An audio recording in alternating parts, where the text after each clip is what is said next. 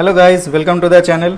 तो इस वीडियो में हम अभी तक होम्योस्टेसिस के बारे में जो भी पढ़े हैं वो सब एक साथ रिवीजन देंगे, ठीक है। तो होम्योस्टेसिस का पहला वीडियो था होम्योस्टेसिस का introduction, what is homeostasis. Okay, तो होम्योस्टेसिस क्या है? It is a concept of constituency. Constituency किसका? इंटरनल एनवायरनमेंट का। इंटरनल एनवायरनमेंट का, हमारा बॉडी का एनवायरनमेंट, मतलब हमारा बॉडी का इंटरनल एनवायरनमेंट का जितने भी सारे पैरामीटर्स है, जैसे बीपी चेंज हो गया, पीएच चेंज, टेम्परेचर, इतना सारा बहुत ऐसे बहुत सारा पैरामीटर्स हैं जिसका कांस्टेंट वैल्यू के अंदर रहना बहुत ज़रूरी है, नॉर्मल रहना बहुत ज़रूरी है। वही कॉन्स्टेंसी की बात किया जाता है जो जिसका कॉन्सेप्ट है मतलब होम्योस्टेसिस का, ठीक है। तो साइंटिस्ट थे क्लॉड बर्नर्ड नाम के, जिन्होंने ये बोले थे कि despite of changes in the external environment the body will always try to maintain a stable internal environment.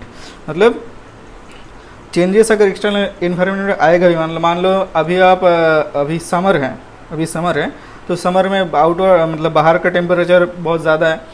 अब अगर हम विंटर में अगर कोई मतलब कोल्ड इलाका पे अगर हम शिफ्ट कर जाए, जैसे दार्जिलिंग हो गया, वहाँ पे अगर जाते हैं तो वहाँ का एनवायरनमेंट कितना वो कोल्ड होगा, बहुत ही टेम्परेचर लो होगा, मतलब एडवर्स कंडीशन है। लेकिन उस सिचुएशन में भी मतलब दोनों सिचुएशन में, हॉट एंड कोल्ड दोनों सिचुएशन में हमारा बॉडी का इंटरनल टेम्परेचर 37 में ही मेंटेन रहता है। वो कैसे होता है? वही होता है होम्योस्टैटिक मैकेनिज्म की वजह से होता है, ठीक है। तो यही बोले थे क्लॉड बर्नर्ड, और जिसका उन्होंने टर्म दिए थे मिलियू इंटीरियर, ना कि होम्योस्टेसिस, ठीक है। तो वाल्टर कैनन जो थे साइंटिस्ट, उन्होंने पहले टर्म दिए थे होम्योस्टेसिस, ये नामांकन किए थे वाल्टर कैनन ने। अभी ये बॉडी होम्योस्टेसिस में मतलब मैकेनिज्म के लिए 3 कंट्रोल सिस्टम को यूज़ करता है। एक होता है नेगेटिव फीडबैक कंट्रोल, दूसरा होता है पॉजिटिव फीडबैक कंट्रोल, और तीसरा होता है feed forward control.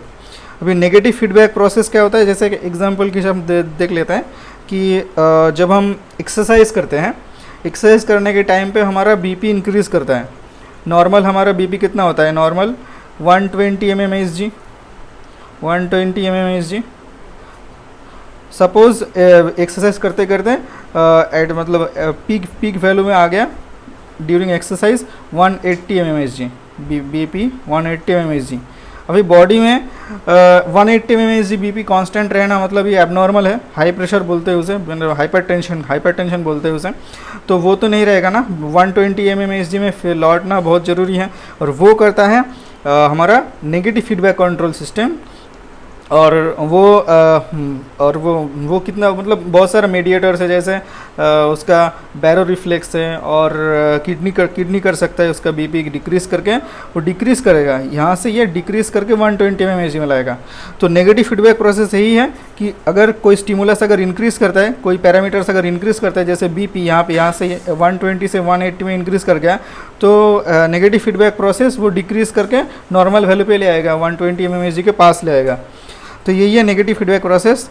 The during exercise there in an increase in BP, once the purpose is achieved, मतलब एक्सरसाइज का purpose is achieved, then there is decrease in BP, मतलब ऑपोजिट इफेक्ट होता है। इसे ही बोलते हैं नेगेटिव फीडबैक प्रोसेस। अभी ये नेगेटिव फीडबैक प्रोसेस, इसके बाद आता है पॉजिटिव फीडबैक प्रोसेस। मतलब तीन फीडबैक था, नेगेटिव, पॉजिटिव और फीड फॉरवर्ड। अभी ये पॉजिटिव फीडबैक। जब इसका एग्जाम्पल हम देखते हैं कि हमारा जो एक्शन पोटेंशियल, मतलब जब एक्शन पोटेंशियल ड्रॉ होता है वहाँ पे क्या क्या होता है। एक्शन पोटेंशियल के टाइम पे ये एक डिपोलराइजेशन, मतलब लोकल पोटेंशियल चेंज होता है, और एक डिपोलराइजेशन फेज होता है, और एक रिपोलराइजेशन फेज होता है, ठीक है। तो जब लोकल पोटेंशियल होता है ड्यूरिंग एक्शन पोटेंशियल, तब सोडियम इन्फ्लक्स होता है, सोडियम चैनल ओपन होता है, उसकी वजह से सोडियम इन्फ्लक्स होता है। अभी ये सोडियम इन्फ्लक्स के लिए, ये इन्फ्लक्स की वजह से हमारा जो मेम्ब्रेन का से मतलब जो पोलराइजेशन मतलब लेस नेगेटिव होता है, अगर -70 से -70 रेस्टिंग मेम्ब्रेन पोटेंशियल, वहाँ से अगर -55 पोटेंशियल में पहुँच जाता है, तो तब डिपोलराइजेशन इनएविटेबल होता है। तो -55 जो मिलीवोल्ट है, ये होता है सेल का थ्रेशोल्ड पोटेंशियल, मतलब थ्रेशोल्ड मतलब उस पोटेंशियल में जाने के बाद डिपोलराइजेशन होगा ही। और डिपोलराइजेशन होता है कैसे? सोडियम चैनल जो होता है वो ओपन होता है, सोडियम चैनल ओपन होने की वजह से सोडियम इन्फ्लक्स होता है, जिसकी वजह से मेम्ब्रेन पोलराइजेशन पॉजिटिव की तरफ जाता है। अच्छा, यही लिखा है यहाँ पे, during action potential sodium channel पहले ओपन होता है, उसके बाद सोडियम इन्फ्लक्स, उसके बाद थ्रेशोल्ड पोटेंशियल में जाने के बाद more and more sodium channel open होता है ड्यूरिंग डीपोलराइजेशन। इसे ही बोलते हैं पॉजिटिव फीडबैक प्रोसेस। ठीक है, मतलब कुछ सोडियम चैनल ओपन हुआ, वो और भी ज़्यादा सोडियम चैनल को ओपन होने के लिए मतलब स्टिमुलेट किया। कुछ सोडियम चैनल ओपन है, उसको मतलब और भी ज़्यादा स्टिमुलेट किया, और भी ज़्यादा सोडियम चैनल ओपन करने के लिए। यही है पॉजिटिव फीडबैक प्रोसेस। और यही है यहाँ पे क्या होता है, इन पॉजिटिव फीडबैक में initial stimulus is amplified further. वही हुआ, कुछ सोडियम चैनल ओपन हुआ, उसकी वजह से और भी ज़्यादा सोडियम चैनल ओपन हुआ, मतलब वो एम्पलीफाई होता है। और फीड फॉरवर्ड जो कंट्रोल सिस्टम है वहाँ पे क्या होता है, देखो यहाँ पे पॉजिटिव और नेगेटिव फीडबैक में कोई एक स्टिमुलस की वजह से पैरामीटर्स का चेंज आ रहा था, उसके बाद बॉडी रिएक्ट कर रहा था, या तो पॉजिटिव डायरेक्शन में मतलब एम्पलीफाई करता है, या तो नेगेटिव में मतलब अपोजिट डायरेक्शन में, जो नेगेटिव फीडबैक कंट्रोल है। लेकिन फीड फॉरवर्ड कंट्रोल में कोई स्टिमुलस का ही ज़रूरत नहीं होता है। यहाँ पे anticipatory thinking produces response, anticipatory thinking produces response. Okay, तो जैसे हम जब एक्सरसाइज करते हैं, तब एक्सरसाइज करने से ठीक पहले हमारा जो बॉडी का मतलब हार्ट रेट, मतलब हमारा जो हार्ट रेट और रेस्पिरेटरी रेट है वो इंक्रीज़ करना शुरू हो जाता है ठीक पहले, जब हम सोचते हैं अभी एक्सरसाइज करेंगे। इसे बोलते हैं एंटीसिपेटरी टैकीकार्डिया एंड एंटीसिपेटरी टैकीपनिया।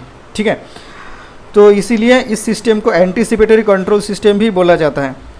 और होम्योस्टेसिस क्या है? होम्योस्टेसिस है हमारा बॉडी का मतलब एक मैकेनिज़्म जो बॉडी में इंटरनल से मतलब जो जितने भी सारे पैरामीटर्स हैं उसको कांस्टेंट रखता है, मतलब एक नॉर्मल वैल्यू में कांस्टेंट रखता है। अगर मान लो कुछ ऐसा हो गया कि एक्सटर्नल जो चेंजेस हैं, एक्सटर्नल जो चेंजेस मतलब चेंजेस अगर चैलेंजिंग होता है, मतलब बहुत ज़्यादा वेरी करता है, चैलेंजिंग होता है, या फिर इंटरनल जो सिस्टम है वो डिसरप्ट होता है, या फिर इंटरनल डिसरप्शन हो जाता है, तो मतलब इंटरनल सिस्टम का अगर डिसरप्शन होता है तो बॉडी का होम्योस्टेटिक मैकेनिज्म काम मतलब वो उसके वजह से बॉडी नॉर्मल में नहीं रहेगा, नॉर्मल स्टेट में नहीं रहेगा। उस स्टेट को हम क्या बोलते हैं? डिजीज़ बोलते हैं उस स्टेट को हम। तो disruption of the homeostatic mechanism is called as disease. तो ये था हमारा पहला वीडियो का होम्योस्टेसिस का इंट्रोडक्शन पार्ट। और उसके बाद देखे थे ये जो तीन जो मैकेनिज्म है, positive, negative and feed forward control, उसको डिटेल्स में जानना। तो नेगेटिव फीडबैक कंट्रोल क्या था? जहाँ पे इनिशिएटिंग स्टिमुलस, नेगेटिव मतलब नेगेटिव डायरेक्शन में जाना, इनिशिएटिंग स्टिमुलस अगर इंक्रीज करता है उसका नेगेटिव मतलब पीछे जाना, मतलब अपोजिट में जाना। Initiating stimulus is decrease further. Okay, तो एज एन एग्जांपल जैसे ब्लड प्रेशर कंट्रोल थ्रू बैरो रिफ्लेक्स, हम जानते हैं कि ब्लड प्रेशर कंट्रोल का शॉर्ट टर्म कंट्रोल होता है और एक लॉन्ग टर्म कंट्रोल होता है। शॉर्ट टर्म कंट्रोल होता है बैरो रिफ्लेक्स के थ्रू, और लॉन्ग टर्म होता है लॉन्ग टर्म कंट्रोल वो होता है किडनी के थ्रू। ठीक है, किडनी के थ्रू होता है। तो बैरो रिफ्लेक्स के थ्रू जो ब्लड प्रेशर कंट्रोल होता है वहाँ पे स्टिमुलस होता है इंक्रीज। जैसे मान लो एक्सरसाइज करते या फिर दौड़ भाग करते बीपी इंक्रीज हो गया, तो स्टिमुलस है इंक्रीज इन बीपी। तब क्या होगा, वो जो बैरो रिसेप्टर इंक्रीज्ड बीपी सेंस करेगा, उसको सेंटर में भेजेगा, जो कि सेंटर है मेडुला। यहाँ पे सेंटर मेडुला में भेजेगा वाया क्रेनियल नर्व 9 and 10। ये है एफरेंट, है ना। एफरेंट मतलब ए फॉर अप्रोच, ऐसे याद रखना है, approach, and A for afferent. और इफरेंट के वजह और से मतलब मेडुला जो है वो इफरेंट भेजेगा। वहाँ से जो एक मतलब जो कमांड जाता है मेडुला से, मतलब सेंटर से जो कमांड जाता है वो इफरेंट्स के थ्रू जाता है। और इफरेंट्स मतलब ई फॉर एग्जिट और ई फॉर एफरेंट। ठीक है, ई फॉर एग्जिट यहाँ से याद रखना है, क्योंकि मेडुला से एग्जिट कर रहा है, और ई फॉर इफरेंट। तो ऐसे याद रखना है, E for exit, E for efferent. तो उसके बाद क्या कहेगा, मेडुला जो उसका ऑर्डर इफेक्टर कहाँ पे भेजेगा? सिंपैथेटिक और पैरासिम्पैथेटिक सिस्टम, मतलब हमारा ऑटोनोमिक नर्वस सिस्टम में भेजेगा। तो देखो यहाँ पे बीपी तो इंक्रीज़ हुआ था, हमारा गोल है डिक्रीज़ करना बीपी। तो बीपी अगर डिक्रीज़ करने के लिए सिंपैथेटिक सिस्टम को इनहिबिट होना ज़रूरी है, क्योंकि सिंपैथेटिक सिस्टम नॉर्मली बीपी को इंक्रीज़ करवाता है, और पैरासिम्पैथेटिक सिस्टम अगर एक्टिवेट होगा तो बीपी नॉर्मली डिक्रीज़ होता है। तो पैरासिम्पैथेटिक को स्टिमुलेट करना है और पैरासिम्पैथेटिक सिस्टम को इनहिबिट करना है, तो ही बीपी मतलब डिक्रीज़ होगा। तो यही होता है। सेंटर से, मतलब सेंटर से जो स्टिमुलस आता है उसके वजह से। सिंपैथेटिक इनहिबिट, पैरासिम्पैथेटिक को एक्टिवेट किया जाता है, उसके बाद बीपी डिक्रीज हो जाता है। तो ये एक एग्जांपल है ब्लड प्रेशर कंट्रोल थ्रू बैरो रिफ्लेक्स। और दूसरा एग्जांपल है majority of endocrine hormone regulation. Majority क्यों, बाद में हम देखेंगे। ड्यूरिंग ओव्यूलेशन जो हार्मोनल जो कंट्रोल है एक जगह पर, वो ये नेगेटिव फीडबैक कंट्रोल मतलब फॉलो नहीं होता है, और बाकी सारे जितने भी सारे जो कंट्रोल हैं हार्मोन के, एंडोक्राइन हार्मोन के, वहाँ पे नेगेटिव फीडबैक कंट्रोल के थ्रू कंट्रोल होता है। ठीक है, तो एज एन एग्जांपल हम देख लेते हैं कि TSH एंड थायराइड हार्मोन का जो एक्सिस है वो वहाँ पे नेगेटिव फीडबैक कैसे काम करता है। जो हाइपोथैलेमस है, जिसे हम मास्टर ग्लैंड बोलते हैं, और पिट्यूटरी को हम मास्टर ग्लैंड बोलते हैं। पिट्यूटरी के ऊपर कंट्रोल है हाइपोथैलेमस का, इसलिए मास्टर ग्लैंड है। तो हाइपोथैलेमस से TRH, thyrotropin releasing hormone release होता है, वो पिट्यूटरी को स्टिमुलेट करता है TSH रिलीज करने में। TSH मतलब थायराइड स्टिमुलेटिंग हार्मोन, और TSH जाता है थायराइड में, वहाँ पे स्टिमुलेट करता है इसे T3 और T4 इंक्रीज करने में, T3 और T4 लेवल इंक्रीज करने में, सिक्रेशन में। अब ये T3 T4 नेगेटिव फीडबैक देता है, इसके ये TSH एक तो पिट्यूटरी में देता है TSH, जिसकी वजह से डिक्रीज होता है, उसके बाद हाइपोथैलेमस में भी देता है, जिसकी वजह से TRH डिक्रीज होता है। इस वजह से ये T3 और T4 लेवल ब्लड में एक वैल्यू के अंदर रहता है, नॉर्मल वैल्यू के अंदर रहता है, क्योंकि इंक्रीज करते करते एक लेवल के बाद इसको डिक्रीज मतलब स्टेबल रहना ज़रूरी है, उसके बाद इंक्रीज नहीं करना चाहिए। इसकी वजह से ये नेगेटिव फीडबैक कंट्रोल देता है, नेगेटिव फीडबैक देता है, जिसकी वजह से ये एक्सिस काम करता है नेगेटिव फीडबैक के थ्रू। ये एक एग्जाम्पल हो गया नेगेटिव फीडबैक का। और तो यहाँ पे जो बैरो रिफ्लेक्स हम देख रहे थे, यहाँ पे कुछ कंपोनेंट्स हैं यहाँ पे। तो नेगेटिव फीडबैक है, कुछ कंपोनेंट्स है रिफ्लेक्स का। देखो, एक था स्टिमुलस जो था इंक्रीज इन बीपी, पहले बीपी इंक्रीज कर रहा था, उसके वजह से एक स्टिमुलस है, वो क्या है, इंक्रीज्ड बीपी स्टिमुलस। दूसरा है क्या मतलब कंपोनेंट, एक तो रिसेप्टर था, बैरो रिसेप्टर। तीसरा है सेंटर, चौथा है इफेक्टर ऑर्गन, और फिफ्थ है रेस्पॉन्स। ठीक है, ये है कुछ इंटीग्रल कंपोनेंट्स नेगेटिव फीडबैक के। अभी ये जो नेगेटिव फीडबैक सिस्टम काम किया, उसका कितना मतलब मतलब उसका इफेक्टिवनेस कितना हुआ, मतलब कैसे किया, कितना एफिशिएंसी के साथ काम किया, वो हम एसेस करते हैं जिस पैरामीटर के through, degree of effectiveness assessed by gain. ठीक है, गेन के थ्रू हम करते हैं, और gain equals to correction by error, correction by error remaining. ठीक है, एज एन एग्जांपल हम देख लेते हैं। जब हम एक्सरसाइज कर रहे थे, शुरू करने से पहले तो नॉर्मल बीपी हमारा 120 mmHg था, और एक्सरसाइज करते करते मान लो 180 mmHg हो गया एक्सरसाइज करते करते, और बैरो रिफ्लेक्स काम किया, मतलब वो शॉर्ट टर्म कंट्रोल है, बैरो रिफ्लेक्स काम किया, वो डिक्रीज करके 180 से 150 में लाया। अभी इस प्रोसेस में बैरो रिफ्लेक्स के इस काम में ये जो सिस्टम है बैरो रिफ्लेक्स सिस्टम का कितना इफेक्टिवनेस हुआ, वो अभी हमें कैलकुलेट करना है। तो gain equals to correction by error. तो करेक्शन कितना हुआ, करेक्शन हुआ 180 से 150, 180 से 150 करेक्शन हुआ। उसके बाद क्या हुआ, एरर कितना रिमेन रहेगा, लाना था 120 लेकिन लाया 150 में, तो 150 minus 120 is error remaining, 30/30 equals to 1। अभी माइनस साइन क्यों है नेगेटिव, क्योंकि यहाँ पे increased in BP is followed by decreased in BP, मतलब ऑपोजिट डायरेक्शन में इसका सिस्टम काम कर रहा है। तो ऑपोजिट डायरेक्शन में कि ये सिस्टम काम कर रहा है, इसीलिए ही यहाँ पे नेगेटिव साइन है। तो यहाँ पे gain negative system, negative feedback process में नेगेटिव होता है, नेगेटिव मतलब इसीलिए -1 है। और यहाँ पे देखो डिनोमिनेटर में एरर है, अगर मान लो कोई प्रोसेस के थ्रू ये 0 आ जाता है, तो अगर एरर डिनोमिनेटर अगर 0 होगा तो तब क्या होगा, तो तब होगा अगर डिनोमिनेटर 0 हो जाता है तो तब गेन इनफाइनाइट हो जाएगा, गेन इनफाइनाइट, क्योंकि gain equals to correction by error. Error अगर डिनोमिनेटर अगर 0 है तो इनफाइनाइट हो, मतलब ये हमारा जो प्रोसेस है ये वैल्यू, गेन का वैल्यू इनफाइनाइट हो जाएगा।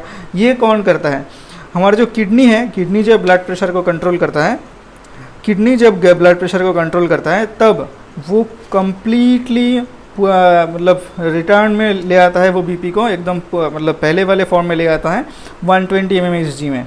देखो 120 mmHg से 180 में गया, एक्सरसाइज की वजह से बैरो रिफ्लेक्स सिर्फ 150 तक ही लाया, लेकिन किडनी 150 से डिक्रीज करते करते 120 में ले आएगा। कैसे ले आएगा?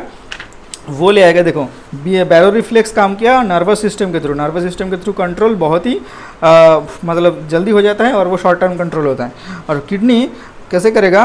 वो यूरिन आउटपुट को इंक्रीज कर देगा, वो सोडियम एंड वाटर इंक्रीज, उसका एक्सक्रीशन ज़्यादा कर देगा, इसकी वजह से ब्लड वॉल्यूम कम हो जाएगा और इसकी वजह से हमारा बीपी भी कंट्रोल में आ जाएगा, डिक्रीज करते करते नॉर्मल लेवल पे आ जाएगा।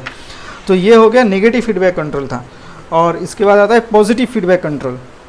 तो पॉजिटिव फीडबैक कंट्रोल में क्या होता है? जो इनिशिएटिंग स्टिमुलस है वो एम्पलीफाई किया जाता है, एम्पलीफाइड फर्दर।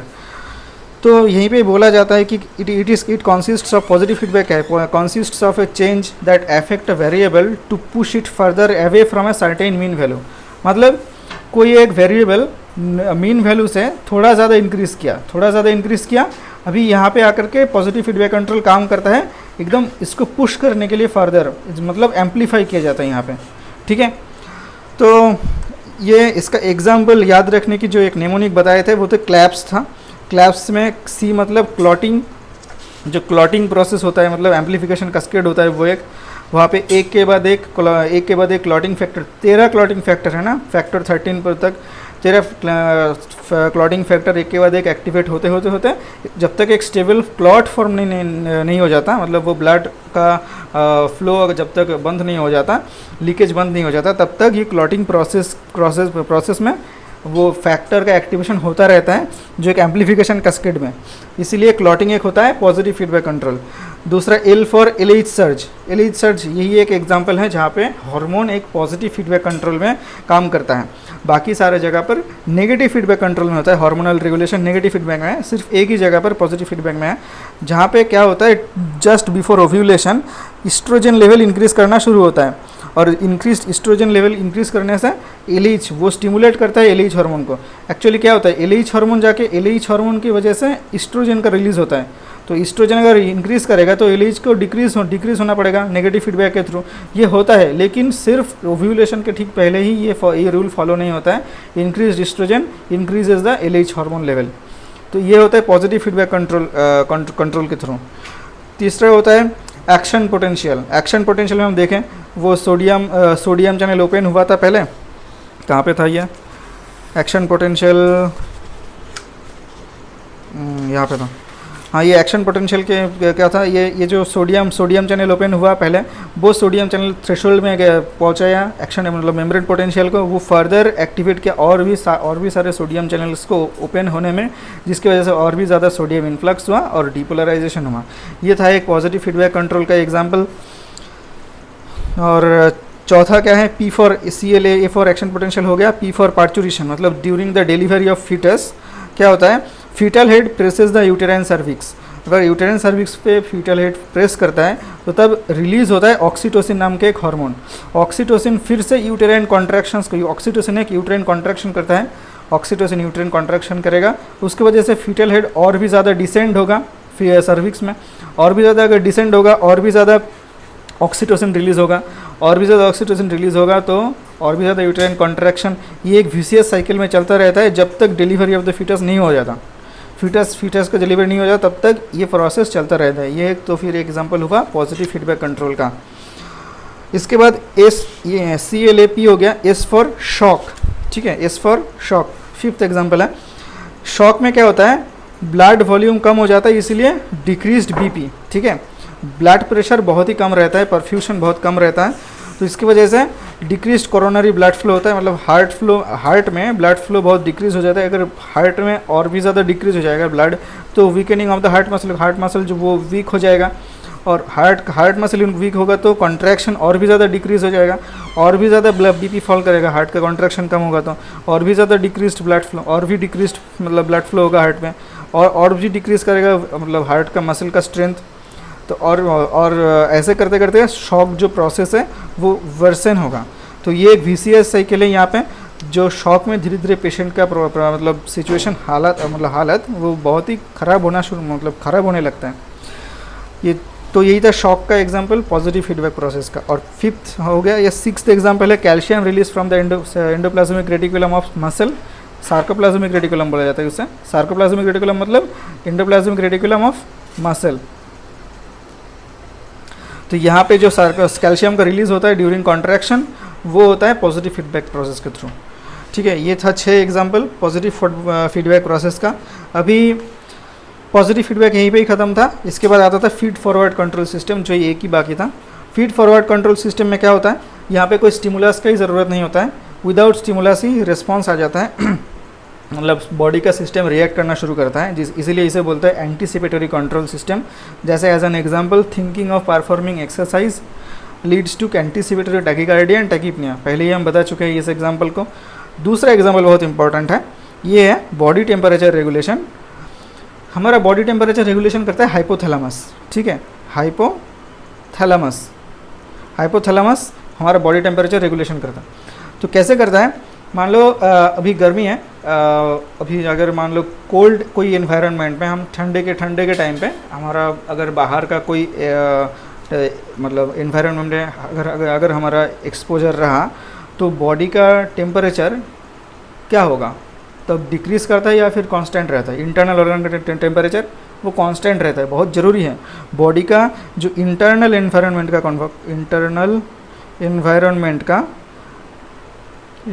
का टेम्परेचर कितना होता है, 37 डिग्री सेल्सियस। ये कांस्टेंट रहना बहुत ज़रूरी है, क्योंकि जो विसरल ऑर्गन्स है भी बहुत सारे, उसका फंक्शनिंग के लिए, ऑप्टिमम फंक्शनिंग के लिए ये टेम्परेचर में रहना, बॉडी का इंटरनल ऑर्गन का टेम्परेचर 37 में रहना बहुत ज़रूरी है, नहीं तो बॉडी का अदर ऑर्गन का फंक्शंस डिरेंज हो जाएगा। तो इस वजह से जब हम एक्सटर्नल इन्वायरमेंट में, हम कोई कोल्ड इन्वायरमेंट में एक्सपोज होते हैं, तब जो बाहर का जो टेम्परेचर है हमारा, स्किन का टेम्परेचर जिसे बोलते हैं शेल टेम्परेचर, वो फॉल कर जाता है। ऑब्वियसली वही होगा। लेकिन इस टाइम पे जो हाइपोथैलेमस है वो एंटीसिपेट करता है कि क्योंकि बाहर का मतलब स्किन का टेम्परेचर फॉल हो गया है, तो शायद इंटरनल ऑर्गन का टेम्परेचर भी फॉल हो जाएगा। इसकी वजह से क्या करता है, ये एंटीसिपेट करता है और वो शिवरिंग करवाता है। शिवरिंग करने से क्या होगा, हीट जनरेट होता है हमारा। ऐसे हीट जनरेशन के थ्रू इंटरनल ऑर्गन का टेम्परेचर कांस्टेंट 37 में रहता है। तो ये था हाइपोथैलेमस का body temperature control by feed forward mechanism के थ्रू। और एक एग्जांपल है जो हमारा सेरिबेलम है। सेरिबेलम का कंट्रोल इन मोटर कोऑर्डिनेशन में, role of cerebellum in anticipatory motor control, ये एक एग्जांपल है हमारा फीड फॉरवर्ड कंट्रोल सिस्टम का। क्योंकि जैसा heating the breaks on seeing a dog at a distance while driving a car. तो जब हम गाड़ी चलाते हैं, कोई तेज़ अगर अचानक से कोई सामने कुत्ता हुआ, कोई इंसान हुआ या फिर कोई जानवर आ गया, तो वो हमारे पैर ब्रेक में ऑटोमेटिकली प्रेस हो जाता है। तो ये होता है सेरिबेलम का काम, और जो कि होता है एंटीसिपेटरी मोटर कंट्रोल में सेरिबेलम का काम। तो सेरिबेलम इसीलिए always thinks about the future, क्योंकि सेरिबेलम सोच रहा था कि शायद अगर ब्रेक नहीं दबाएंगे तो उसे हीट ही कर देंगे वो मतलब सामने जो था वो ऑब्जेक्ट में। तो इसीलिए ये पहले से ही मतलब ब्रेक कसवा के वो उसको मतलब वो एक्सीडेंट को रोकता है, तो सेरिबेलम। इसलिए cerebellum always thinks about the future, और सेरिबेलम का यही काम मोटर कंट्रोल में एक एंटीसिपेटरी मतलब फीड फॉरवर्ड कंट्रोल सिस्टम का एक एग्जांपल है। और लास्ट में देखे थे हम प्रॉपर्टीज ऑफ होम्योस्टेसिस, जहाँ पे था 2 इंपॉर्टेंट, एक डायनामिक इक्विलिब्रियम और प्रायोरिटाइजेशन। डायनामिक इक्विलिब्रियम क्या है कि एज एन एग्जांपल हम हार्ट रेट देखे थे कि हार्ट रेट, अगर नॉर्मल हार्ट रेट अगर पूछा जाए तो कोई बोलता है 72 बीट्स पर मिनट, 72 बीट्स पर मिनट। तो 72 बीट्स पर मिनट यही एक वैल्यू नॉर्मल नहीं है। इसका एक मतलब अगर 71 होगा, किसी का अगर 90 होगा, तो क्या वो एबनॉर्मल है, मतलब ज़्यादा हो गया, टैकीकार्डिया हो गया क्या? नहीं, ऐसा नहीं है। क्योंकि हार्ट रेट का जो नॉर्मल वैल्यू रेंज करता है एक 60 से 100 बीट्स पर मिनट में। 60 से 100 के अंदर बॉडी को हार्ट रेट नॉर्मल रखना बहुत ज़रूरी है। यही एक नॉर्मल वैल्यू होता है हार्ट रेट का, जो कोई एक होम्योस्टैटिक मैकेनिज्म के थ्रू होता है। तो इसीलिए कोई एक सिंगल वैल्यू नहीं है, एक रेंज ऑफ वैल्यू है हार्ट रेट का। इसीलिए इसे बोला जाता है बॉडी का जो नॉर्मल पैरामीटर है वो डायनामिक इक्विलिब्रियम में रहता है। जो इक्विलिब्रियम है वो डायनामिक 60 to 100 इसके अंदर रहता है, कोई एक फिक्स्ड वैल्यू नहीं है। और प्रायोरिटाइजेशन मतलब homeostasis prioritizes the one function over another. मतलब अगर कोई एक मतलब एक्सीडेंट की वजह से अगर बॉडी का इंटरनल्स बहुत सारे पैरामीटर बहुत सारे इंटरनल्स चेंज हो जाता है, तो तब जब फिक्स आने की ज़रूरत होता है तब बॉडी प्रायोरिटाइज करता है पीएच चेंज को और बीपी चेंज को। पीएच चेंज और बीपी चेंज को बॉडी सबसे ज़्यादा प्रायोरिटाइज करता है। पहले ये दोनों फिक्स होगा, बाकी उसके बाद बाकी सारे पैरामीटर्स को ठीक करवाना है। तो इसीलिए pH change and BP changes are prioritised over one another function. तो यहीं पे हम देखते हैं कि बॉडी का प्रायोरिटाइजेशन का मतलब बॉडी के होम्योस्टैटिक मैकेनिज्म का प्रायोरिटाइजेशन प्रॉपर्टी। तो यही था पूरा होम्योस्टेसिस का एक कंप्लीट ओवरव्यू। तो मिलते हैं नेक्स्ट वीडियो में। Till then good bye.